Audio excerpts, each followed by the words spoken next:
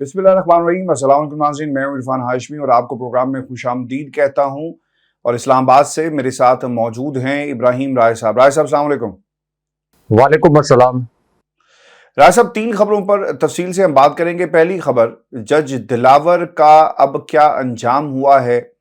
और उनका करियर किस तरह दांव पर लग गया है, इसके हवाले से एक नई अपडेट आई है। इसकी तफसील अपने सुनने वालों के साथ हम शेयर करेंगे। और फिर इमरान खान की जान को खतरा है, जेल में किस किस्म की सहूलियात से उन्हें दूर रखा गया है, और अब एक कागज़ सामने आया जिसमें कुछ इंकशाफात किए गए हैं उनकी सेहत के हवाले से। और फिर चीफ जस्टिस ऑफ पाकिस्तान का चैम्बर मुतहरिक हुआ है, ये भी बताएंगे आज की इस नशिस्त के अंदर। राय साहब, इस्लामाबाद हाई कोर्ट ने अपने ही जज के बारे में क्या रिमार्क्स दिए इमरान खान के खिलाफ जो मुकदमा है तोशाखाना का, और इस केस में खान साहब के वकला जब अदालत के अंदर मौजूद थे तो किस किस्म की नारेबाजी की गई है अहाताए अदालत के अंदर, फिर कमरा अदालत के अंदर, इसकी तफसील भी आज अपने सुनने वालों के साथ हम शेयर करेंगे। लेकिन राय साहब, सबसे पहले हुमायूं दिलावर साहब जो हैं, ये होना था इनके साथ और ये तय था कि यही कुछ होगा। ये बरतानिया आते हैं और यहाँ पर उन्होंने खूब ट्रेनिंग की राय साहब, और फिर पाकिस्तान चले गए। पाकिस्तान पहुंचते साथ ही इन्होंने एक खत लिखा है, और ये खत लिखा गया है रजिस्ट्रार इस्लामाबाद हाई कोर्ट को, जिसमें ये मौक़िफ़ इख्तियार किया गया कि इनकी जान को खतरा है, और सिक्योरिटी कंसर्न्स जो हैं वो शो किए गए जज हुमायूं दिलावर की तरफ से। स्कूल में इनके बच्चों को टारगेट किया जा रहा है, फैमिली को सोशल मीडिया पर टारगेट किया जा रहा है, लिहाजा इनकी जान को भी खतरात हैं। और इन्होंने दरख्वास्त की कि मुझे इस्लामाबाद हाई कोर्ट में तैनात कर दिया जाए। राय साहब, मैं और पाकिस्तान की आवाम, और यकीनन ये सवाल आपके ज़हन में भी होगा, ये समझने से कासिर हैं कि एक शख्स को, एक जज को जब OSD बना दिया जाता है, ऑफिसर ऑन स्पेशल ड्यूटी, तो क्या उसकी जान या उसके सिक्योरिटी खदशात इससे दूर हो जाएंगे? होना तो ये चाहिए था कि इनकी दरख्वास्त को वापस किया जाता और कहा जाता कि भाई, आपको हम सिक्योरिटी मुहैया कर देते हैं, आप OSD बनकर कौन सी आपको कोई कुदरती शील्ड जो है वो मिल जाएगी। OSD के टाइटल में कोई ऐसा लफ्ज़ नहीं है जो आपको शेल्टर प्रोवाइड करेगा, आप सिक्योरिटी ले लें। लेकिन राय साहब, इन्होंने OSD बनने की दरख्वास्त की, इनको भेजा गया, लाया गया, ये असल में माजरा क्या हुआ राय साहब? और इससे पहले कि आप इसका जवाब दें, हमें राय साहब ये भी याद रखना चाहिए कि इसी अदालत में अभी नवाज शरीफ साहब ने भी पेश होना है। आमिर फारूक साहब ने क्या कोई फेस सेविंग के लिए ये सब कुछ किया, और इसका इमरान खान के मुकदमे पर क्या असर पड़ेगा? जी राय साहब। देखिए आशिफ साहब, जज हुमायूं दिलावर को OSD बनाने के खबर के अंदर एक बहुत बड़ी खबर छुपी है।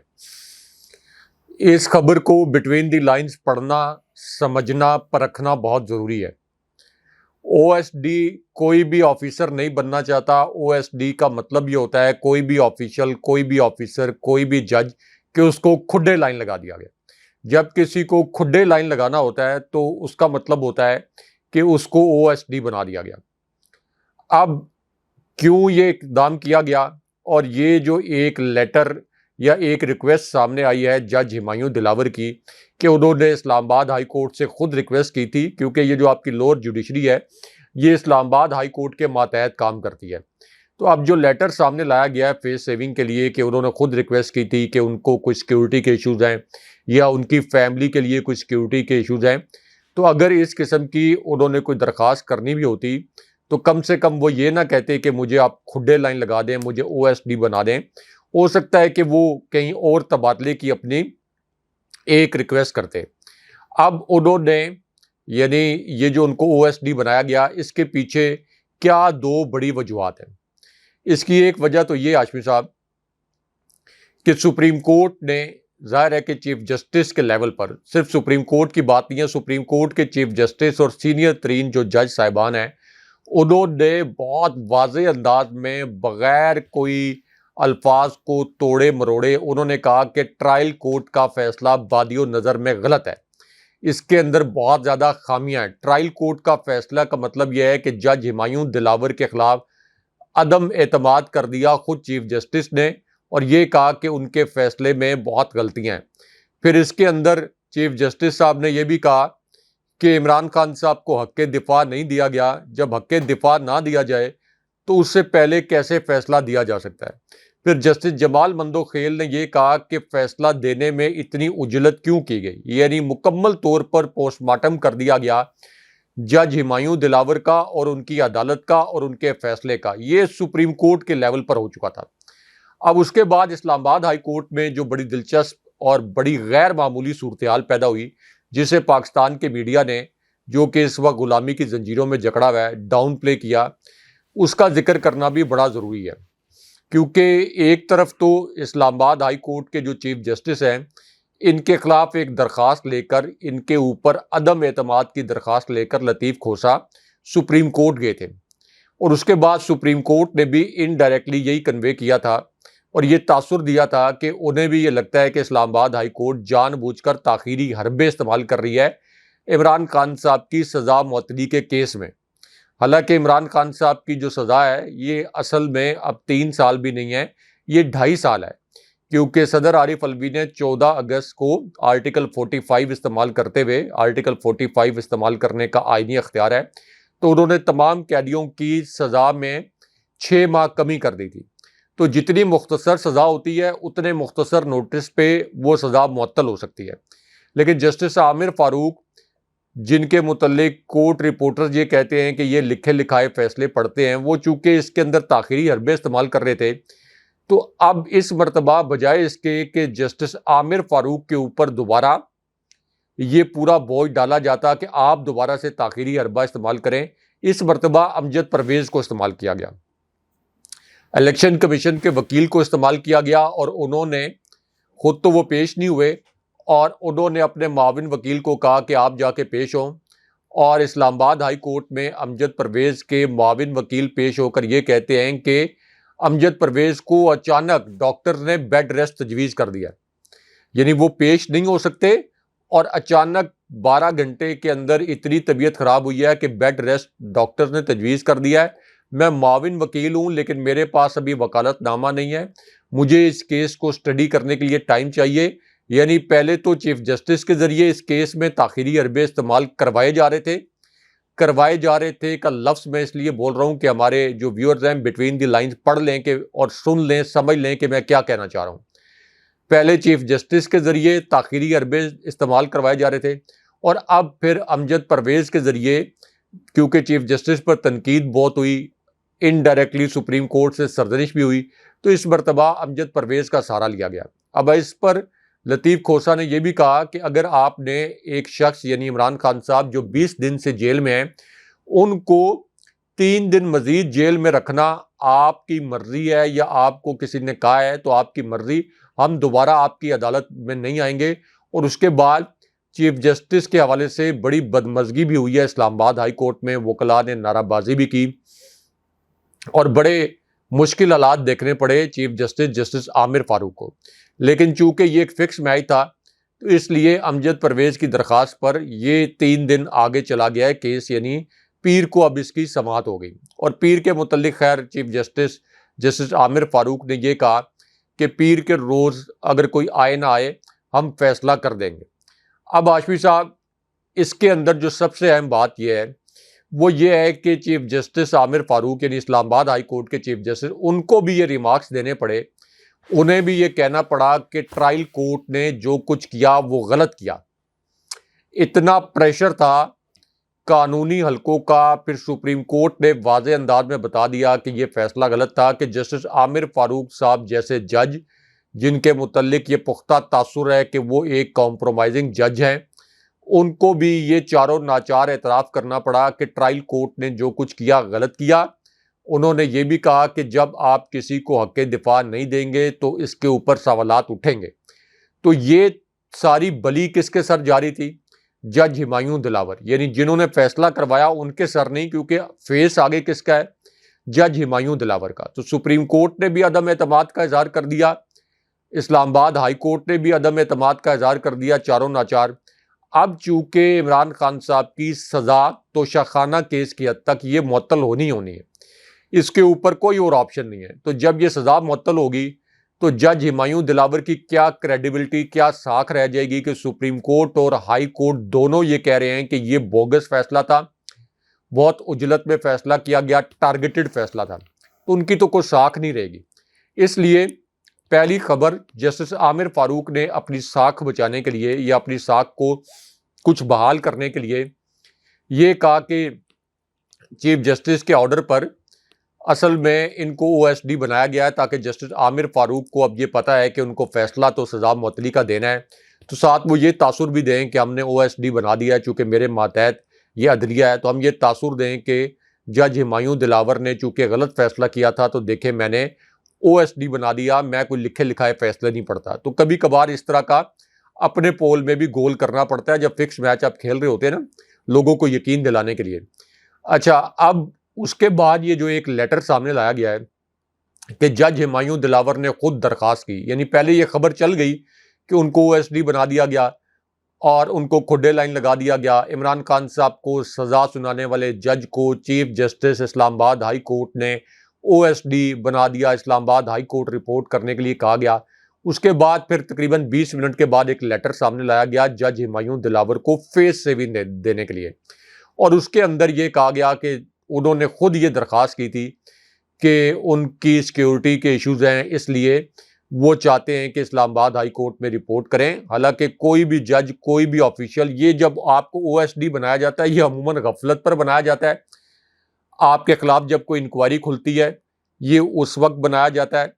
آپ کو او ایس ڈی، آپ کے خلاف کوئی انکوائری ثابت ہو جاتی ہے، آخری مرحلے میں پہنچ جاتی ہے، اس وقت جو ہے وہ آپ کو او ایس ڈی بنایا جاتا ہے۔ یہ بالکل اسی طرح ہے جیسے یہ عمران خان صاحب کے دور میں رنگ روڈ میں ابھی کرپشن ہوئی نہیں تھی، عمران خان صاحب کو انٹیلیجنس انفارمیشن ملی تھی، اس کے بعد انہوں نے کمشنر راولپنڈی کو او ایس ڈی بنا دیا تھا۔ تو یہ تو کھڈے لائن لگانے والی بات ہوتی ہے جب آپ نے کسی کو کھڈے لائن لگانا ہوتا ہے۔ تو اب یہ فیس سیونگ کی جا رہی ہے کہ جج ہمایوں دلاور جو کہ میڈیا کے لاڈلے، میڈیا کے سپر مین، میڈیا کے سپائڈر مین بنے ہوئے تھے، اور میڈیا چونکہ اس وقت مکمل طور پر مینج ہے، جو ان کو ایک ہیرو کے طور پر ابھار رہا تھا وہ مکمل طور پر زیرو ہو گئے۔ اب جسٹس عامر فاروق کے پاس بھی کوئی اور آپشن نہیں تھا کہ جسٹس عامر فاروق جو ہیں وہ جج ہمایوں دلاور کے خلاف یہ کارروائی نہ کرتے اپنی ساکھ بچانے کے لیے، کیونکہ الٹیمیٹلی یہ فیصلہ تو معطل ہونا ہے۔ جب فیصلہ معطل ہوگا تو جج ہمایوں دلاور کے خلاف کیا کارروائی ہوئی اس کے اوپر بھی سوالات اٹھیں گے، تو اس لیے انہوں نے پہلے سے یہ کارروائی کر دی ہے۔ اب اس کے اندر آشفی صاحب ایک اور بات بڑی اہم ہے کہ لطیف کھوسہ کے گھر فائرنگ بھی ہوئی تھی۔ لطیف کھوسہ چونکہ عمران خان صاحب کے وکیل بھی ہیں، عمران خان صاحب کا ساتھ بھی دے رہے ہیں اور بڑے باوقار وکیل سمجھے جاتے ہیں۔ پیپلز پارٹی میں وہ کہتے ہیں میں اب بھی ہوں، پیپلز پارٹی میں بھی ان کو ایک بڑا باوقار رہنما سمجھا جاتا تھا، گورنر پنجاب بھی رہ چکے ہیں۔ اب ایک تو ان کے گھر پر فائرنگ ہوئی اور ایک اور جو پراسرار واقعہ ہوا، جو ہو سکتا ہے کہ ایک اتفاق ہو، ایک واقعہ ہو، ایک اتفاقیہ بات ہو، جو وہ لفٹ میں پھنسے ہیں اور لفٹ پھر آدھا گھنٹہ بند رہی۔ ہاشمی صاحب اسلام آباد ہائی کورٹ کا احاطہ اور یہ یہاں پر لفٹ آدھا گھنٹہ بند رہے، اہلکاروں سے نہ کھل رہی ہو اور اندر اس قسم کی سفوکیشن ہو، گرمی کے دن ہے، اگست میں بڑی ہپس ہوتی ہے، تو یا تو یہ بھی پروبیبلی ہو سکتا ہے کہ لطیف کھوسہ کو یہ لفٹ بند کر کے میسج دیا گیا ہو، جس طرح سے فائرنگ کر کے ان کو ایک میسج دیا گیا تھا، اور جس طرح سے نعیم پنجوتا کے خلاف ایف آئی آر درج کر کے ان کو کچھ دیر کے لیے ڈیٹین کر کے میسج دیا گیا تھا، عمران خان صاحب کے جو دوسرے وکیل ہیں خواجہ حارث، ان کے منشی کو، ان کے سیکرٹری کو اغوا کر کے ایک میسج دیا گیا تھا۔ تو probably we are not sure, لیکن ہو سکتا ہے کہ یہ میسج بھی لطیف کھوسہ کو دیا گیا ہو، کیونکہ لطیف کھوسہ نے بڑے شاندار دلائل دیے ہیں اسلام آباد ہائی کورٹ میں بھی اور اسی طرح سپریم کورٹ میں بھی، اور انہوں نے ایسی نظیریں بھی پیش کی ہیں، سلمان اکرم راجہ نے بھی بعد میں، کہ جہاں مختصر سزا جو ہے، یعنی عمران خان صاحب کی سزا جو کہ 2.5 سال رہ گئی، اس کے اندر سے بھی یہ جو 21 دن گزر گئے، دن رات ملا لیں تو 42 دن گزر گئے، 1.5 مہینہ اور گزر گیا، تو یہ تو 1 دن 2 دن 3 دن کے نوٹس پر بھی معطل ہو جاتی ہے، خاص طور پر جب سپریم کورٹ کہہ دے کہ ٹرائل کورٹ کا فیصلہ غلط ہے، اسلام آباد ہائی کورٹ کہہ دے، تو یہ اب پیر والے دن عمران خان صاحب کی سزا معطل ہونے کا 100% آپ یہ کہہ لیں کہ امکان ہے کہ سزا پیر والے دن عمران خان صاحب کی معطل ہو جائے گی، لیکن یہاں پر ایک بریکنگ نیوز جو ہے وہ بھی اپنے ویورز کے ساتھ عمران خان صاحب کے متعلق شیئر کرنا بہت ضروری ہے، کیونکہ یہ توشہ خانہ کیس میں تو عمران خان صاحب کی سزا معطل ہو جائے گی اس بوگس کیس میں، لیکن عمران خان صاحب باہر نہیں آئیں گے، عمران خان صاحب کو باہر نہیں آنے دیا جائے گا، عمران خان صاحب کو رکھا بھی اٹک جیل میں جائے گا۔ یہ معاملہ طے کیا جا چکا ہے پہلے سے۔ عمران خان صاحب کو جیسے یہاں سے سزا معطل ہوگی، عمران خان صاحب کی گرفتاری یہ سائفر کیس میں ڈال چکے ہیں۔ اس بات کی تصدیق کر دی گئی ہے کہ عمران خان صاحب کو باہر نہیں آنے دیا جائے گا، اور پھر یہ کہا جائے گا کہ اچھا اس کیس میں تو چلیں بوگس فیصلہ تھا، ابھی سائفر کیس میں مزید تحقیقات ہونی ہے، سائفر کیس میں ہم نے ان کو گرفتار کیا ہے، اور ایف آئی اے جو ہے وہ کوئی بڑی جلدی میں ہے کہ ایک ہفتے کے اندر ہم کوئی چالان نیا جو ہے وہ بھی سبمٹ کریں، کیونکہ عمران خان صاحب سے جے آئی ٹی جو ملی تھی سائفر کی تحقیقات کرنے والی، عمران خان صاحب سے جب انہوں نے تحقیقات کی تھی تو عمران خان صاحب نے تمام سوالات کے درست جوابات دیے تھے، اور ساتھ انہوں نے یہ بھی کہا تھا کہ سائفر کی کاپی میرے پاس تھی لیکن وہ کہیں مس پلیس ہو گئی ہے، یعنی پرائم منسٹر ہاؤس سے کہیں مس پلیس ہو گئی ہے، لیکن تمام سوالات کے انہوں نے جو جوابات دیے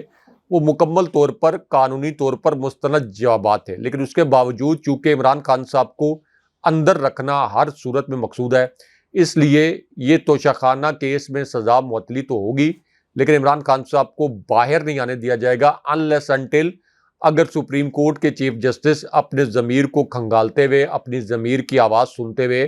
یہ ساتھ فیصلہ جاری کریں کہ عمران خان صاحب کو جس طریقے سے وکٹمائز کیا گیا ہے اس کیس میں، جب تک دیگر کیسز یعنی سائفر کیس جس میں ان کی گرفتاری ڈالی گئی ہے، جب تک ان کے متعلق شفافیت قانونی طور پر سامنے نہیں آتی، عمران خان صاحب کو ان کیسز میں گرفتار نہ کیا جائے۔ جیسا کہ عبدالرزاق وکیل کے کیس میں عمران خان صاحب کی گرفتاری کے اوپر حکم امتناع سپریم کورٹ نے برقرار رکھا ہے، تو یہاں بھی اس قسم کا آرڈر آنا چاہیے اگر عمران خان صاحب کو دوبارہ سے اٹک جیل کے اندر، جہاں ان کے ساتھ بدترین سلوک کیا گیا اور ان کی جان کو کس طریقے سے خطرہ ہے، وہ بھی آگے جا کر وہ سٹوری بھی ڈسکس کرتے ہیں، لیکن فی الحال ہمارے جو ذرائع ہیں وہ یہ تصدیق کر رہے ہیں کہ عمران خان صاحب کو سائفر کیس میں بھی اٹک جیل کے اندر ہی رکھا جائے گا اس توشہ خانہ کیس میں سزا معطلی کے بعد بھی۔ اچھا راج صاحب، یہ جو سپریم کورٹ آف پاکستان میں سیولینز کا فوجی عدالتوں میں کیس چلانے والا معاملہ ہے، اس کے اندر حامد خان صاحب نے ایک درخواست دی ہے، اور اس میں باقاعدہ طور پہ یہ بتایا گیا ہے کہ عمران خان کا جو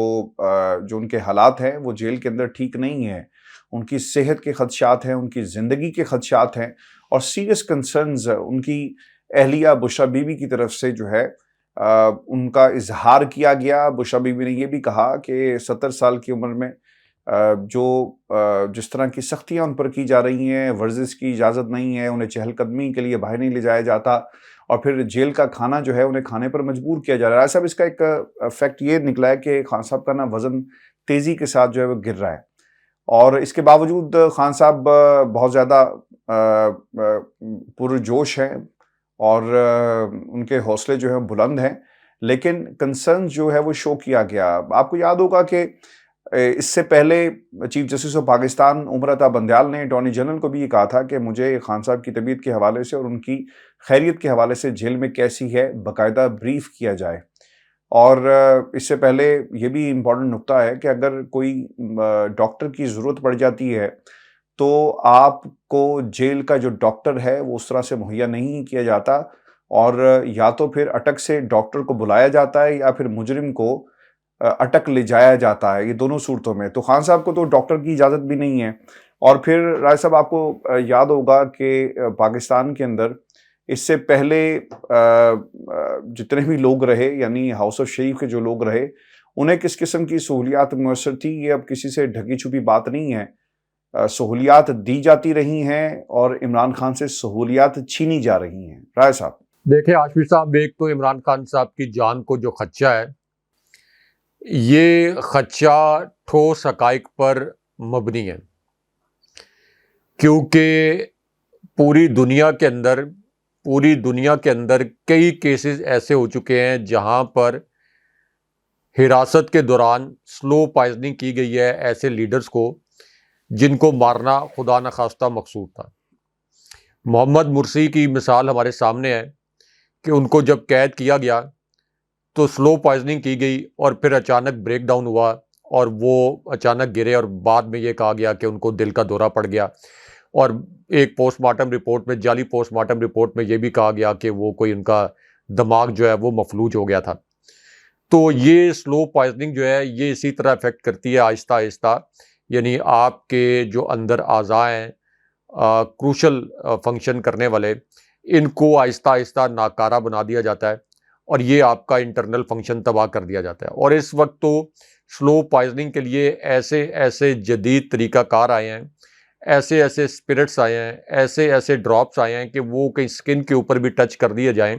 تو وہ زہر بن کر آپ کی رگوں میں دوڑنے لگتے ہیں، اور بہت جلدی جو ہے وہ آپ ویٹ لوز کرنا شروع کر دیتے ہیں، بہت جلدی اس کا امپیکٹ آتا ہے۔ تو اس لیے عمران خان صاحب کے متعلق یہ خدشات حقیقت پر مبنی اس لیے ہیں کہ عمران خان صاحب کی جان لینے کی کوشش ایک مرتبہ نہیں 2 مرتبہ اس سے پہلے کی جا چکی ہے۔ اس کا مطلب ہے کہ کوئی نہ کوئی تو ایسا ہے جو عمران خان صاحب کو ختم کرنا چاہتا ہے خدا نہ خواستہ، اور ان کی جان لینا چاہتا ہے۔ کوئی نہ کوئی تو ہے، کوئی نہ کوئی تو تھا جس نے عمران خان صاحب پر فائرنگ کروائی۔ آج خود تو عمران خان صاحب پر فائرنگ نہیں ہوئی، کوئی نہ کوئی تو تھا جس نے جوڈیشل کمپلیکس میں عمران خان صاحب کو دوبارہ سے جان سے مارنے کا منصوبہ بنایا تھا۔ اس وجہ سے اب تو اٹک جیل کے اندر عمران خان صاحب کی حفاظت کے لیے کوئی باڈی گارڈ نہیں ہے۔ عمران خان صاحب کی مجبوری ہے کہ ان کو جیل کا کھانا کھانا ہے۔ اگر ان کی نیت میں کوئی فطور نہ ہوتا، عمران خان صاحب کے خلاف کوئی سازش نہ ہو رہی ہوتی، تو عمران خان صاحب کو اجازت دی جاتی، عدالت سے فیصلہ آ جاتا کہ عمران خان صاحب کو گھر سے کھانا لانے کی اور گھر کا کھانا کھانے کی اجازت دی جائے۔ یعنی نواز شریف کو سپریم کورٹ نے نااہل قرار دیا، نیچے احتساب عدالتوں نے ان کے خلاف جو فیصلے دیے ان کے اوپر کبھی اس قسم کی آبزرویشن نہیں آئی کہ وہ کوئی بوگس فیصلے تھے، بوگس نواز شریف کو کیسز میں بغیر ایویڈنس کے سزائیں سنائی گئیں۔ بعد میں وہ سزائیں جو ہیں وہ اسلام آباد ہائی کورٹ سے انڈورس بھی ہوئیں، یعنی سپیریئر کورٹ سے انڈورس بھی ہو گئیں، لیکن اس کے باوجود نواز شریف کو 3 وقت گھر سے کھانا لانے کی سہولت میسر تھی۔ 3 وقت ان کے لیے رنگ برنگے، ایک کوئی ڈش نہیں، رنگ برنگی ڈشیں آتی تھیں۔ اس کے بعد میٹھے میں الگ چیزیں نواز شریف کے لیے آتی تھیں، اخبارات آتے تھے۔ نواز شریف کے جو روم تھا اس کے اندر ایک ٹی وی بھی لگا ہوا تھا، ایئر کنڈیشنر لگا ہوا تھا۔ تو نواز شریف بھی سابق پرائم منسٹر تھے، عمران خان صاحب بھی سابق پرائم منسٹر ہیں، تو پھر عمران خان صاحب کے ساتھ اس قسم کا سلوک کیوں کیا جا رہا ہے؟ یعنی یہ تو آپ کی ریاست کے اینڈ کے اوپر، آپ کی ریاست کے اوپر ایک بہت بڑا ایسا زخم ہے یہ جو ان کو بہت عرصے تک ہانٹ کرے گا کہ نواز شریف کو ایک ایسی جیل دی گئی جہاں ان کے پاس 2 لان تھے، ایک بیک سائڈ پہ ایک فرنٹ سائڈ پہ، اور وہ واک کرتے تھے، چہل قدمی کرتے تھے۔ عمران خان صاحب کے متعلق جاننے والے جانتے ہیں کہ وہ ایکسرسائز بھی کرتے ہیں۔ عمران خان صاحب کو ایکسرسائز کی سہولت دینا تو ایک طرف، ان کو واش روم کے ساتھ ایک طرح سے اسی کمرے میں چھوٹے سے کال کوٹھری میں بند کیا گیا ہے۔ تو اس وجہ سے چیف جسٹس صاحب نے بھی رپورٹ تو مانگی، بشرا بی بی صاحبہ نے اپنا بیان حلفی بھی جمع کرایا۔ بشرا بی بی صاحبہ جب مل کے آئی تھیں اس کے بعد بھی انہوں نے اس کال کوٹھری کا احوال بیان کیا تھا، اور جو انسپیکشن کرنے والے جج تھے جیل کے اندر انہوں نے بھی بتایا تھا کہ جیل کی صورتحال کتنی بدتر ہے اور کس طرح سے کیمروں کے ذریعے عمران خان صاحب کی سرولنس کی جا رہی ہے۔ تو اب دیکھنا یہ ہے کہ عدالتیں عمران خان صاحب کی ویسے سزا تو معطل ہو جائے گی، لیکن ان کی چونکہ رہائی نہیں ہوگی تو چیف جسٹس صاحب کیا عملی طور پر عمران خان صاحب کی جو جیل میں بدترین حالت ہے اس کا کوئی نوٹس لیتے ہیں، اور عمران خان صاحب کو کوئی مناسب سہولتیں فراہم کی جاتی ہیں کہ نہیں کی جاتی؟ اچھا راج صاحب، آج میں نے تو شاید یہ پہلی دفعہ ایسا دیکھا کہ جب شہباز شریف صاحب بول رہے تھے اور نواز شریف صاحب جو ہیں وہ ہمتن گوش ہو کر انہیں سن رہے تھے، ایسا لگا کہ شہباز شریف صاحب کو زبان لگ گئی ہے اور نواز شریف صاحب کو چپ لگ گئی ہے۔ ایسا کیوں ہوا یہ بھی جائزہ ہم لیں گے، لیکن رائے صاحب 3 باتیں جو شہباز شریف نے میڈیا ٹاک میں کی، ایک تو نواز شریف صاحب پاکستان نہیں آ رہے، اور انہوں نے کہا کہ ہم نے خاندان کے لوگوں نے بیٹھ کر یہ فیصلہ کیا ہے کہ اپنا نواز شریف صاحب جو ہیں وہ 15 اکتوبر کو پاکستان واپس آئیں گے۔ رائے صاحب، ایسا لگتا ہے کہ سوداگروں نے ڈیل کرنے کی کوشش کی ہے، اور جن صاحب سے ڈیل ہوئی تھی وہ فون نہیں اٹھا رہے یا وہ لاپتہ ہو گئے ہیں، اور جب تک وہ رابطے میں نہیں آئیں گے یہ پاکستان واپس نہیں آئیں گے، کیونکہ الیکشن سے پاکستان مسلم لیگ نون کو شاید کوئی سروکار نہیں ہے، اور وہ ریوائول چاہتی ہے نواز شریف کا پاکستان میں، اور پھر اس کے بعد انتخابات میں جانا چاہتی ہے۔ ایک تو یہ بات، اور دوسری بات پاناما کا ذکر کیا گیا ہے نواز شریف صاحب کے بھائی شہباز شریف کی طرف سے، اور وہ یہ کہتے ہیں کہ کھینچ کر گھسیٹ کر نواز شریف کو جو ہے وہ پاناما میں شامل کیا گیا۔ جائیدادیں آپ کی اور بچوں سے پوچھیں کرایہ کہاں سے آتا ہے، کسی کو کچھ معلوم نہیں، اور پھر مریم کہ میری جائیداد پاکستان میں تو کیا دنیا میں کہیں جائیداد نہیں ہے۔ تو رائے صاحب پھر اس کا جواب کون دے گا کہ پاناما اگر نواز شریف کو کھینچا گیا تھا تو دوسری طرف انہوں نے اس طرح اس نقطے کی بھی ایک طرح سے اسے انڈورس کر لیا کہ مریم کا نام تو تھا اس کے اندر، انہیں سزا جو ہے وہ بالکل درست ملی، ایک طرح سے کنفیشن سٹیٹمنٹ، یہ میڈیا ٹاک تھی جو ان کی طرف سے کی گئی۔ اور پھر شہباز شریف صاحب یہ بھی سمجھتے ہیں کہ نواز شریف پاکستان آ کر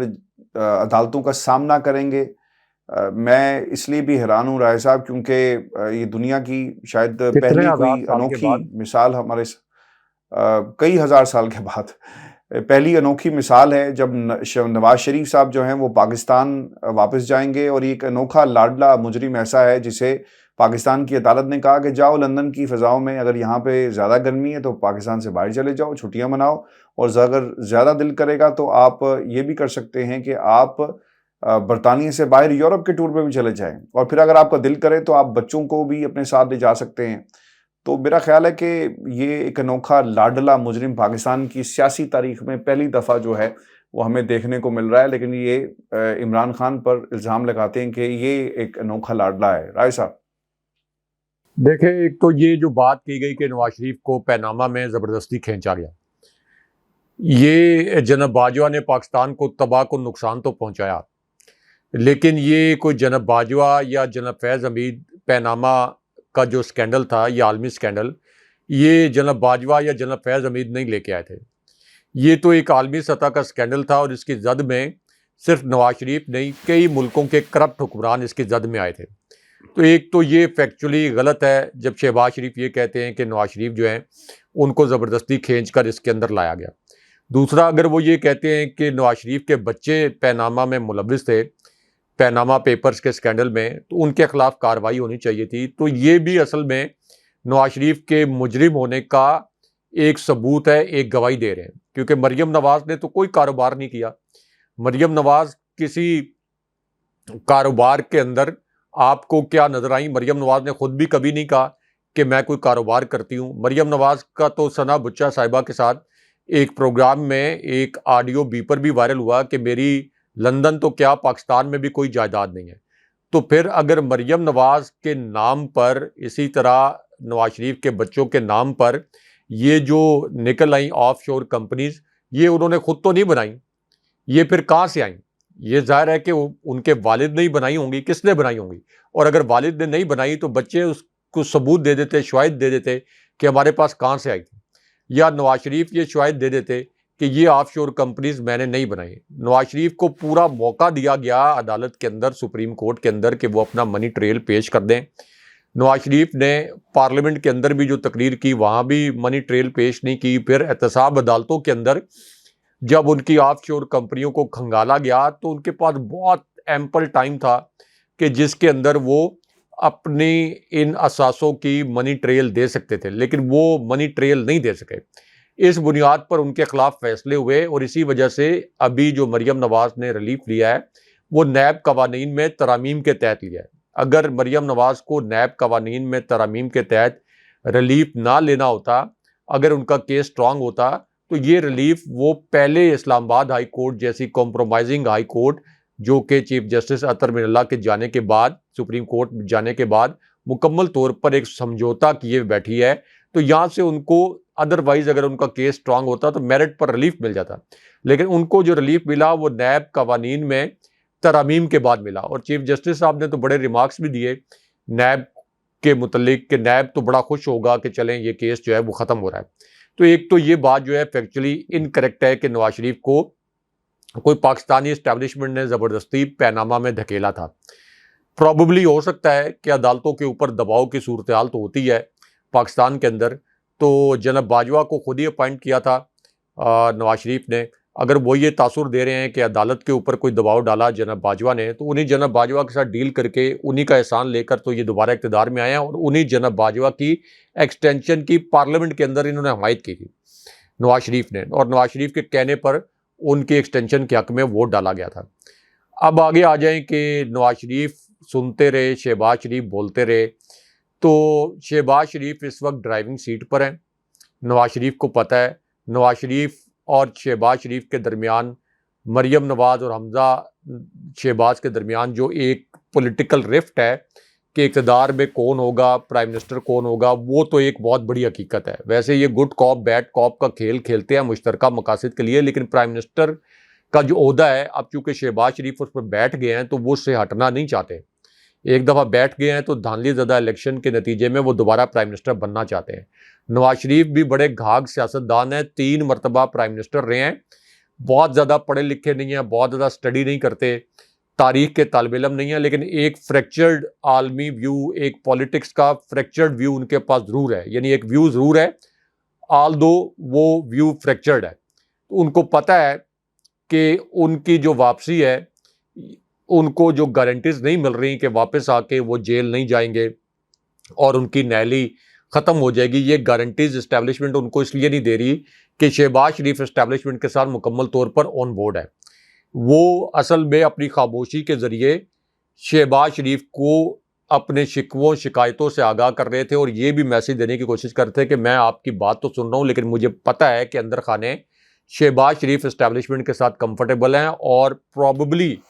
شہباز شریف بھی کبھی نہیں چاہتے کہ نواز شریف واپس آئیں، یا نواز شریف واپس آئیں تو ان کی نیلی ختم ہو جائے، نیلی ختم ہو جائے تو وہ پرائم منسٹر بن جائیں۔ شہباز شریف کا کیمپ بھی یہ نہیں چاہتا، خواجہ آصف بھی اب یہ نہیں چاہتے۔ خواجہ آصف جو کسی وقت نواز شریف کے کیمپ میں ہوتے تھے، اب وہ مکمل طور پر شہباز شریف کے کیمپ میں، حتیٰ کہ شاہد خاقان عباسی جو مکمل طور پر نواز شریف اور مریم نواز کے کیمپ میں ہوتے تھے، اب وہ مریم نواز سے بہت زیادہ اریٹیٹ ہوئے ہیں۔ تو مریم نواز کے خلاف انہوں نے علم بغاوت بھی بلند کیا تھا۔ تو اس کا مطلب یہ ہے کہ پوری نون لیگ اس وقت یہ چاہتی ہے کہ شریف خاندان میں نواز شریف جو ہے وہ دوبارہ ڈرائیونگ سیٹ پر نہ آئیں۔ تو یہ وجوہات ہیں، یہ جو اس وقت اسٹیبلشمنٹ سے گارنٹی نہیں مل رہی۔ چیف جسٹس صاحب نے سپٹمبر میں ریٹائر ہونا ہے، اکتوبر میں جسٹس فائز عیسیٰ کی جو جوڈیشری ہے وہ وجود میں آ جائے گی۔ تو اس وجہ سے انہوں نے پہلے 15 سپٹمبر کی ڈیٹ رکھی تھی نواز شریف کے واپس آنے کے لیے، لیکن چونکہ وہ سالڈ گارنٹیز نہیں ہیں، اور ان گارنٹیز کے نہ ہونے کے پیچھے شہباز شریف کا بھی ہاتھ ہے۔ یہ مریم نواز کو بھی پتہ ہوگا، کیونکہ مریم نواز جو ہیں ان کے متعلق کہا جاتا ہے کہ یہ خاندانی جو معاملات ہیں اس کے اوپر جب انٹرنل ڈسکشن ہوتی ہے تو وہ کھل کر کہہ دیتی ہیں کہ نواز شریف کے خلاف اندرونی کیا سازش ہو رہی ہے، تو وہ شہباز شریف کے منہ پر بھی کہہ دیتی ہیں، حمزہ شہباز کو بھی سنا دیتی ہیں۔ تو اور سنا اس لیے دیتی ہیں تاکہ شہباز شریف کو اور حمزہ شہباز کو پتہ چل جائے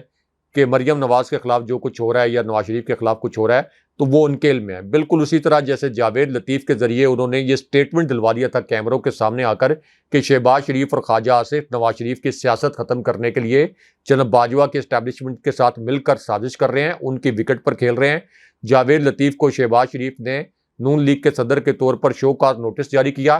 مریم نواز نے انہیں کہا کہ آپ نے جواب نہیں دینا، میں آپ کی پارٹی کے اندر پوزیشن کو کچھ نہیں ہونے دوں گی۔ اس کے بعد نون لیگ کی حکومت آئی تو مریم نواز نے انہیں وزیر بنا دیا۔ شہباز شریف کچھ دن ناراض رہے اور انہوں نے نون لیگ کے اجلاس بھی اٹینڈ نہیں کیے۔ تو مریم نواز نے یہ پیغام دینا تھا شہباز شریف کو کہ آپ نواز شریف کی سیاست ختم کرنے کے لیے یا ان کو پیچھے دھکیلنے کے لیے جو کچھ کر رہے ہیں اس کا میل میں۔ تو یہ اگین شہباز شریف چونکہ اب پرائم منسٹر کی سیٹ پر بیٹھ گئے ہیں تو ان کو بھی سوٹ نہیں کرتا، اور اسٹیبلشمنٹ بھی شہباز شریف کی لیگ کے ساتھ زیادہ کمفرٹیبل ہے اپنے ریلیشن شپ کے حوالے سے۔ حالانکہ دنیا کی کوئی بھی اسٹیبلشمنٹ ہو، اول تو اس کا کسی بھی ملک میں مہذب ملکوں میں اسٹیبلشمنٹ کا اثر و رسوخ نہیں ہوتا، لیکن ریاست کو آگے بڑھانے کے لیے تو یہی ہوتا ہے کہ صاف اور شفاف الیکشن ہو اور جو بھی پرائم منسٹر بنے اس کے ساتھ مکمل طور پر فوج آن بورڈ ہو۔ لیکن یہاں پر شہباز شریف کے ساتھ فوج سب سے زیادہ کمفرٹیبل ہے۔ بہت شکریہ صاحب۔ ویورز یہ شو تھا آج کا ہمارا، اپنے کمنٹس بھیجیے گا، چینل کو ضرور سبسکرائب کریں۔ مجھے اور ابراہیم راجہ صاحب کو اجازت دیجیے۔ اللہ نگہبان۔ اللہ نگہبان۔